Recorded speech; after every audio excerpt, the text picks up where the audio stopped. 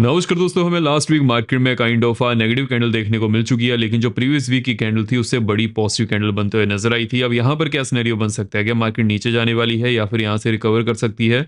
उसके बारे में हम बात करने वाले हैं। कौन सी हमें अपडेट सुनने को मिल जा रही है, उसे हमें कैसे अप्रोच करके चलना है, उसके ऊपर भी हम डिस्कशन करेंगे। सबसे पहले हम बढ़ते हैं कि जो हमें यहाँ पर चीज़ें देखने को मिल जा रही हैं उसे हमें कैसे अप्रोच करना है, क्या क्या सिनेरियो बनने की पॉसिबिलिटी या क्या सेटअप बन सकते हैं। अब देखिए मार्केट यहाँ पर कैसा मूव कर रही है उसके बारे में बात कर लेते हैं। अगर हम प्रीवियस वीक की बात करें तो वहां पर एक बड़ी पॉजिटिव कैंडल तो बनी थी, लेकिन उसकी वीक बहुत ज्यादा बड़ी थी। देखिए जब भी वीक अपर साइड की तरफ बड़ी रहती है विच मीन्स कि यहाँ पर बियर्स प्रेजेंट है। अगर मान लीजिए कि यही वीक डाउन साइड की तरफ बड़ी होती तो वहां पर बुल्स की प्रेजेंस होती। लेकिन अगर हम प्रीवियस वीक कैंडल की बात करें तो वो काइंड ऑफ नेगेटिव कैंडल यहाँ पर बनते हुए नजर आई है। अब मेरा यहाँ पर क्या मानना है कि मार्केट अभी के लिए 25,000 की जोन को टेस्ट करने वाली है और वहां पर 50 वेवा भी है। अब देखिए यहाँ पर क्या सिनेरियो बनेगा। जैसे ही हम डेली चार्ट्स की तरफ बढ़ते हैं तो वहां पर चीजें कुछ डिफरेंट हो जाती हैं। इसके बारे में हम आगे बात करेंगे। उससे पहले हम यहाँ पर जो हमें इंपॉर्टेंट अपडेट सुनने को मिल जा रही हैं उसके बारे में डिस्कशन कर लेते हैं। अब देखिए यहाँ पर हमें क्या सिनेरियो बनते हुए नजर आया था। प्रीवियस 2 वीक से हमें कंटिन्यूसली इंडिया और यूएसए की तरफ से जो हमें टैरिफ डील देखने को मिल जाएगी उसके ऊपर कुछ ना कुछ बयान सुनने को मिल जा रहे थे। पहले तो ट्रम्प ने इस चीज के बारे में अपडेट किया जिसकी वजह से मार्केट ने एक बड़ी गैप ओपनिंग दी। हालांकि उसके बाद क्या सिनेरियो बनते हुए नजर आया, मार्केट यहीं पर ही घूमते हुए नजर आई थी।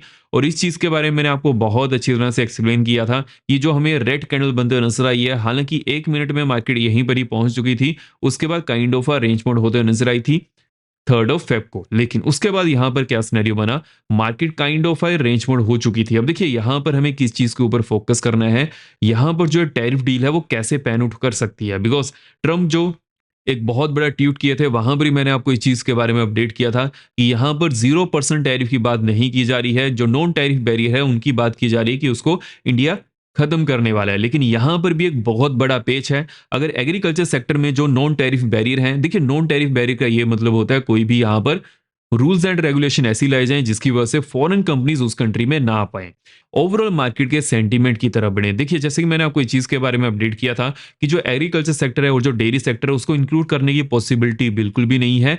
जबकि ट्रम्प ने इस चीज के बारे में अपडेट किया था कि कुछ ऐसी पॉलिसीज हैं वहां पर यूएसए को भी इंडिया में ट्रेड करने का मौका मिलेगा। लेकिन जैसे ही फार्मर्स की यहां पर प्रोटेस्ट होना शुरू की, बिकॉज देखिए अगर ट्रम्प यहां पर कुछ भी चीज कहेंगे तो उसका इंपैक्ट हमें लोकल मार्केट पर देखने को मिल जाता है। उसके बाद गवर्नमेंट ने क्लियर किया कि यहां पर जो एग्रीकल्चर सेक्टर है, डेयरी सेक्टर है, उसको इंक्लूड नहीं किया गया है। उसके बाद यूएस ने भी इस चीज के बारे में यहां पर अपडेट किया। देखिए मैंने जैसे कि आपको बहुत पहले भी इस चीज के बारे में अपडेट किया है, ट्रम्प बड़बोले हैं लेकिन वो जब भी एक बात करते हैं उसके पीछे उनकी मंशा क्या होती है उसके ऊपर हमें फोकस करना चाहिए। मान लीजिए कि कोई ऐसी चीज है जो 50 रुपए की है, ट्रम्प उसको 500 रुपए की बनाने की पूरी कोशिश करेगा। विच मीन्स की यहां पर जो इंडिया और यूएसए में टैरिफ डील कंप्लीट हो सकती है वहां पर जो भी रूल्स एंड रेगुलेशन लगे होंगे उससे ज्यादा ट्रम्प की यहां पर चाहत होती है, जिसकी वजह से वो कंटिन्यूसली इसके ऊपर प्रेशर डाल रहे हैं कि और भी यूएसए के लिए इंडिया में एक्सेस मिल जाए। लेकिन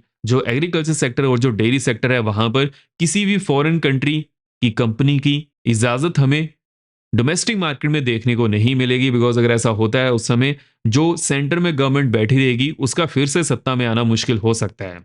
एंड वीडियो में आगे बढ़ने से पहले वीडियो को लाइक करते हो जाएगा। जो भी आपके यहाँ पर कमेंट्स रहते हैं मैं सेगमेंट्स यहाँ पर पढ़ता हूँ। मेक श्योर कीजिएगा चैनल को सब्सक्राइब भी जरूर कर लीजिएगा और बेल को ऑफ रखिएगा सो आप यहाँ पर किसी वीडियो मिस ना कर पाए। बिकॉज देखिए जो मेरा एनालिसिस होता है वो अनबाइस्ड होता है। यहाँ पर क्या चीजें मर रही हैं, कैसे उसको लेकर चलना है, सभी चीजों को हम यहाँ पर डिटेल्ड वे में एनालाइज करते हैं। साथ ही साथ क्या यहाँ पर सिनेरियो बन सकता है उसके बारे में भी डिस्कशन करते हैं। आगे हम सभी इंडाइसिस के बारे में भी डिस्कशन करने वाले हैं कि नेक्स्ट वीक के लिए यहाँ पर कौन सी इंपॉर्टेंट जोन्स होने वाली हैं। और अगर हम रेंज की बात करें, देखिए ओवरऑल जो मार्केट की यहाँ पर रेंज रह सकती है ऑलमोस्ट 1000 पॉइंट की बनते हुए नजर आ रही है। बैंक्स की बात करें तो बैंक्स में भी 2000 टू 2500 तक की रेंज हमें देखने को मिल सकती है। तो उसके ऊपर हमें फोकस करके चलना है। जैसे ही यहाँ पर कौन सी इंपॉर्टेंट जोन्स रहेंगी वो तो चलिए हम आगे डिस्कस करने वाले हैं। उससे पहले जो इंपॉर्टेंट अपडेट है उनको कंप्लीट कर लेते हैं। देखिए आईटी सेक्टर में हमें बहुत ज्यादा गिरावट देखने को मिल जा रही है। इसके बारे में हम पहले भी डिस्कशन कर चुके हैं और ये डिस्कशन हमने सबसे पहले की थी ऑलमोस्ट 2 हफ्ते पहले। मैंने आपको इस चीज के बारे में अपडेट किया था कि जो आईटी सेक्टर में अभी के लिए मोमेंटम है कम होने वाला है, मार्केट डाउन साइड जा सकती है। उसके पीछे का सिंपली मैंने आपको एक रीजन दिया था कि यहां पर जो एआई की बढ़ोतरी हमें देखने को मिल सकती है उसकी वजह से सर्विसेज सेक्टर यहां पर बहुत ज्यादा कम हो सकता है। और उसका इम्पैक्ट हमें डोमेस्टिक मार्केट पर ज़्यादा देखने को मिलेगा, बिकॉज जितनी भी बड़ी कंपनीज हैं, टीसीएस, इन्फोसिस, इनका जो मेजरली यहाँ पर चंक रहता है, रेवेन्यू आता है, वो सर्विसेज सेक्टर से आता है। जैसे कि आप यहाँ पर फोटो में भी देख सकते हैं, जो पिक भी यहाँ पर लगी हुई है, वहां पर भी वही काम किया जा रहा है जो अभी के लिए एआई भी कर सकता है, ऐसा कुछ कंपनीज के द्वारा कहा गया है।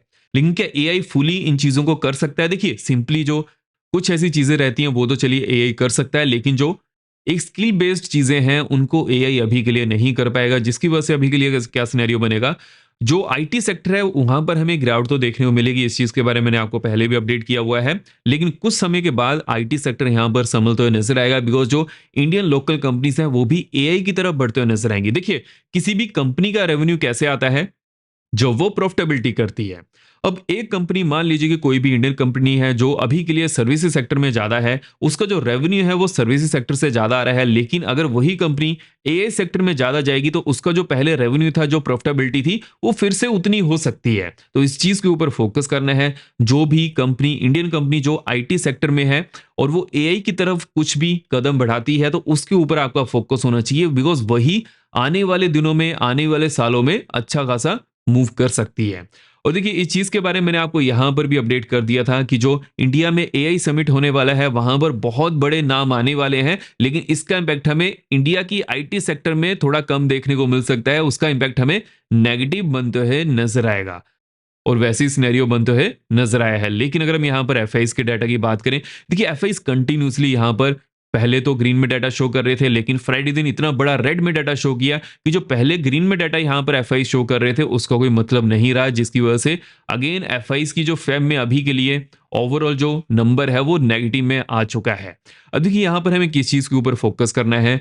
एफआईज के लिए एशिया में जो दो बड़ी कंट्रीज हैं, चाइना और इंडिया, उनके ऊपर उनका ज्यादा फोकस रहता है। जिस भी कंट्री में उन्हें लगता है कि यहाँ पर फायदा उन्हें मिल सकता है, तो वहां पर वो जाना ज्यादा प्रेफर करते हैं। और अभी के लिए अभी मार्केट में क्या सिनेरियो है, एफआईज थोड़ा वेट कर रहे हैं कि उनको कुछ क्लैरिटी मिलता है, नजर आए कि इंडिया और यूएसए की जो टैरिफ डील है वहां पर कौन से सेक्टर में उनको इजाजत दी गई है, और साथ ही साथ यूएसए को फायदा होने वाला है या फिर इंडिया को फायदा होगा। देखिए, मेरा यहां पर क्या मानना है, जो हमारी डोमेस्टिक कंज्यूप्शन है वो तो वैसी की वैसी रहने वाली है। अब यहां पर जो एक मेजर चंक होने वाला है, क्या वो फॉरेन कंपनीज के थ्रू आएगा या फिर वो डोमेस्टिक कंपनी के थ्रू आने वाला है? देखिए, ओवरऑल जो हमें यहां पर चीजें देखने को मिल जा रही हैं, अगर हम यूएसए की बात करें, यूएसए इंडिया से बहुत ज्यादा आगे है। अगर हम डोमेस्टिक सिनेरियो की बात करें, हालांकि जो नेबरिंग कंट्रीज हैं वहां पर बहुत ज्यादा उथल पुथल हमें देखने को मिल जा रही है, लेकिन जो ओवरऑल हमें यहाँ पर सिनेरियो देखने को मिल जाएगा, अगर यूएसए के साथ हमारे कोई भी ऐसे एग्रीमेंट होते हैं, वहां पर डोमेस्टिक मार्केट के लिए वो एक बेटर सिचुएशन बन सकती है। लेकिन उनमें कौन सी कंपनी अच्छी चल सकती हैं जो यूएसए के साथ ट्रेड डील करते हुए नजर आए, यूएसए के साथ यहाँ पर इंपोर्ट और एक्सपोर्ट करें, तो उसके ऊपर हमारा फोकस होना चाहिए। अगर हम यूएस मार्केट की बात करें कि अभी के लिए यूएस मार्केट में क्या सिनेरियो है, वहां पर हमें किन चीजों के ऊपर फोकस करना है। देखिए, यूएस मार्केट के लिए जो नेक्स्ट वीक यहां पर होने वाला है बहुत ज्यादा इंपॉर्टेंट होगा। उसके पीछे का क्या रीजन है? बिकॉज फेड एफओएमसी मीटिंग के मिनट्स भी रिलीज होने वाले हैं। जैसे ही मिनट्स रिलीज होंगे उसका इंपैक्ट हमें मार्केट पर देखने को मिल सकता है, लेकिन उसके लिए थोड़ा वेट करना पड़ेगा। देखिए, फेड जो नेक्स्ट मीट होने वाली है, there is a higher possibility की रेट कट कर सकते हैं, बिकॉज जब यूएस ने जितनी भी कंट्री के साथ टैरिफ डील कंप्लीट की है, जैसी वो इंप्लीमेंट होना शुरू होगी उसके बाद यूएस मार्केट में इन्फ्लेशन बढ़ सकती है। तो उससे पहले फेड यहां पर ये चाहेगा कि एक रेट कट कर दिया जाए, और ट्रम्प भी यही चाहते हैं। अब देखिए, एक चीज पर हमें यहां पर फोकस करना है। जैसे ये मिनट्स रिलीज होंगे वहां पर हमें क्लैरिटी मिलते हुए नजर आएगी कि अभी के लिए जितने भी फेड ऑफिशियल्स हैं वहां पर मेजोरिटी ऑफ द ऑफिशियल्स का क्या बयान है, क्या वो मिलते हुए नजर आएगा या फिर वो डिफरेंट बयान हो सकता है। देखिए, हालांकि रेट कट नहीं हुए थे, लेकिन फिर भी हमें यह देखना पड़ेगा कितने ऑफिशियल रेट कट की डिमांड कर रहे थे। जैसे इसके बारे में कुछ नई अपडेट आती है वो तो चलिए हम डिस्कस करने वाले हैं। लेकिन जैसे कि वीकेंड है, गोल्ड में हमें बिल्कुल भी मोमेंटम देखने को नहीं मिल रहा है। 5000 के आसपास ही गोल्ड मूव करते हुए नजर आ रहा है। लेकिन अगर हम यहाँ पर सिल्वर की बात करें, देखिए सिल्वर टॉप से अच्छा खासा गिर चुका है। अब यहाँ पर क्या सिनेरियो बनेगा, जो सिल्वर है अभी के लिए यहाँ पर स्पोर्ट फाइंड आउट करने की कोशिश कर रहा है, एंड गोल्ड भी बिल्कुल रेंज मोड है। अब यहां पर हमें गोल्ड में किस चीज के ऊपर फोकस करना है, 5030, अगर इसके नीचे 15 मिनट कैंडल क्लोज करती है, डाउन साइड में नेक्स्ट यहां पर 5000 की होने वाली है। हालांकि यहां पर एक अच्छी खासी सपोर्ट जोन बन चुकी है, तो वैसे इस चीज को लेकर चलना है। अपर एंड में देखिए एक चीज के ऊपर फोकस करना है, 5050, अगर इसके ऊपर 15 मिनट कैंडल क्लोज करती है, नेक्स्ट यहां पर ऑलमोस्ट 5085 की बनते हुए नजर आ रही है। इसके ऊपर हम ज़्यादा फोकस नहीं करेंगे बिकॉज वीकेंड में कुछ ज़्यादा यहाँ पर होता नहीं है। अगर हम क्रिप्टो की बात करें, देखिए क्रिप्टो में फिर भी वीकेंड में अभी के लिए कुछ ना कुछ हमें मोमेंटम देखने को मिल जाता है। उसके पीछे का क्या रीजन है? बिकॉज अदर मार्केट्स यहाँ पर क्लोज रहती हैं। ट्रंप आए दिन वीकेंड में कुछ ना कुछ ऐसी बड़ी बात कहते हैं जिसकी वजह से हमें क्रिप्टो में उसका मोमेंटम देखने को मिल जाता है। हालांकि यहाँ पर ट्रंप ने कुछ ज़्यादा नहीं कहा है, लेकिन जो ट्रंप ने यहाँ पर बयान दिया था ऑन ईरान, वो बहुत ज़्यादा फोकस में लिया जा रहा है। देखिए ट्रंप ने यहाँ पर किस चीज़ के बारे में अपडेट किया था कि ईरान में सत्ता परिवर्तन होना चाहिए, ईरान में जो अभी के लिए गवर्नमेंट है वो चेंज होनी चाहिए। अब देखिए ये चीज़ बहुत ज़्यादा बड़ी है बिकॉज अगर हम ईरान की बात करें, ईरान में थोड़ा अनबैलेंस देखने को मिल सकता है, जिसकी वजह से जो क्रिप्टो है अभी के लिए लोअर एंड से थोड़ा मूव करते हुए नजर आ रहा है अपर एंड की तरफ। अब यहाँ पर किस चीज के ऊपर फोकस करना है? 70,000। अगर अगेन 15 मिनट कैंडल इसके ऊपर क्लोज करती है, नेक्स्ट यहाँ पर 70,550 की होने वाली है। उसके बाद नेक्स्ट यहाँ पर 71,350 की बनते हुए नजर आ रही है। लोअर एंड की बात कर लेते हैं। लोअर एंड में 69,000 के नीचे अगर 15 मिनट कैंडल क्लोज करती है, डाउन साइड में नेक्स्ट यहाँ पर 68,550 की होने वाली है। उसके बाद नेक्स्ट यहाँ पर ऑलमोस्ट 68,000 की बनते हुए नजर आ रही है। और देखिए जिसको भी क्रिप्टो या फिर कमोडिटी में इंटरेस्ट है तो कॉइन डीसी में अकाउंट ओपन कर सकते हैं। इसका लिंक मैंने डिस्क्रिप्शन बॉक्स में दिया हुआ है। जैसे ही अकाउंट ओपन करिएगा उसके बारे में मुझे अपडेट कर दीजिएगा। अगर हम यहाँ पर ओवरऑल मार्केट में इंपॉर्टेंट जोन्स की तरफ बढ़ें कि अभी के लिए कौन सी इंपॉर्टेंट जोन्स हैं, वहां पर हमें कहाँ पर फोकस करना पड़ेगा। देखिए मार्केट ने जहां पर क्लोजिंग की है, अभी के लिए जो 100 डैमा के नीचे हमें क्लोजिंग देखने को मिल चुकी है, तो there is a higher possibility कि 200 डैमा को टेस्ट करने की पॉसिबिलिटी यहाँ पर ज्यादा है। लेकिन उसके बाद क्या सिनेरियो बनेगा उसके बारे में बात कर लेते हैं। देखिए अगर मार्केट 200 एमओ को टेस्ट करती है, उसके बाद जैसे ही on the daily time frame इसके नीचे हमें क्लोजिंग देखने को मिल जाती है, डाउन साइड में नेक्स्ट यहाँ पर 24,830 की बनते हुए नजर आ रही है। उसके बाद नेक्स्ट ऑलमोस्ट 24,500 की देखने को मिल सकती है। अपर एंड की बात कर लेते हैं। अब देखिए जैसे कि सभी ईएमएस बहुत ज़्यादा पास हैं, तो अभी के लिए अगर मान लीजिए कि 20 ईएमए के नीचे on the daily time frame market close करती है, या फिर हम यहाँ पर 25,650 को लेकर चलते हैं। अगर 650 के ऊपर मार्केट यहाँ पर on the daily time frame close करती है, उसके बाद एक्शन यहाँ पर 900 की होने वाली है। देन 900 से लेकर 940 की जोन तक एक अच्छी खासी रेजिस्टेंस जोन बन चुकी है। लेकिन इसके ऊपर अगर on the daily time frame market close करती है, एक्शन यहाँ पर 26,150 की होने वाली है। अगर हम बैंक्स की बात करेंगे, बैंक्स में अभी के लिए क्या सिनेरियो देखने को मिल जा रहा है? देखिए as compare to other sector banks यहाँ पर फिर भी स्ट्रॉन्ग है। हालांकि हमें फ्राइडे दिन यहाँ पर गिरावट देखने को मिल चुकी है, लेकिन फिर भी as compare to other sector यहाँ पर कम ही गिरावट बनते हुए नजर आई है। तो यहाँ पर हमें किस चीज के ऊपर फोकस करना है? 60,000। अगर इसके नीचे on the daily time frame market close करती है, डाउन साइड में एक्शन यहाँ पर 59,650 की होने वाली है। उसके बाद एक्शन ऑलमोस्ट यहाँ पर 59,000 की बनते हुए नजर आ रही है। हालांकि जब मार्केट इस जोन के आसपास आएगी तो 100 एमआ भी बहुत ज्यादा पास पहुंच चुका होगा, तो फिर से हमें इसको एनालाइज करना पड़ेगा। अगर हम अपर एंड की बात करें, देखिए अपर एंड में सिंपली हमें लेकर चलना है 60,650। अगर इसके ऊपर market on the daily time frame close करती है, एक्शन यहाँ पर 61,100 की होने वाली है। उसके बाद एक्शन 61,650 की देखने को मिल सकती है। अगर हम सेंसेस की बात करेंगे, सेंसेस में अभी के लिए क्या सिनेरियो देखने को मिल सकता है? देखिए सेंसेस ने 82,625 के आसपास क्लोजिंग दी है, जो कि 200 एमए के बहुत ज्यादा पास है।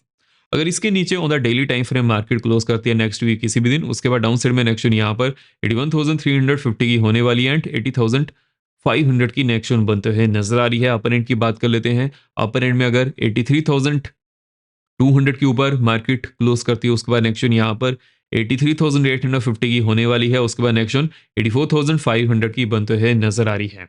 अगर हम मिड कैप की बात करेंगे, मिड कैप में अभी के लिए कौन सी इंपॉर्टेंट जोन्स के ऊपर फोकस करना है? देखिए अगर मिड कैप यहाँ पर 50 डैमा के नीचे क्लोज करता है, उसके बाद यहाँ पर सेलिंग प्रेशर हमें ज्यादा देखने को मिल सकता है, विच मीन्स की 13,500 के नीचे अगर on the daily time frame market close करती है, डाउन साइड में एक्शन यहाँ पर 13,375 की देखने को मिल सकती है। उसके बाद जो 200 डैमा है उसको टेस्ट करने की पॉसिबिलिटी यहाँ पर ज्यादा है। अपर एंड की बात कर लेते हैं। अपर एंड में 13,750 के ऊपर अगर on the daily time frame market close करती है, नेक्स्ट यहाँ पर 13,915 की देखने को मिल सकती है। उसके बाद 13,915 से लेकर 14,000 की जोन में एक अच्छी खासी रेजिस्टेंस जोन बन चुकी है, तो उसके ऊपर फोकस करना है। जब भी मार्केट इस जोन के आसपास आएगी उसके बाद हम फिर से इसको एनालाइज करने वाले हैं। जो हमें यहाँ पर ओवरऑल इंपॉर्टेंट चीजें देखने को मिल जा रही हैं, कौन सी यहाँ पर इंपॉर्टेंट जोन है, सभी चीजों के ऊपर हमने इस वीडियो में डिस्कशन कर ली है। अब हम मिलते हैं नेक्स्ट वीडियो में। जय हिंद।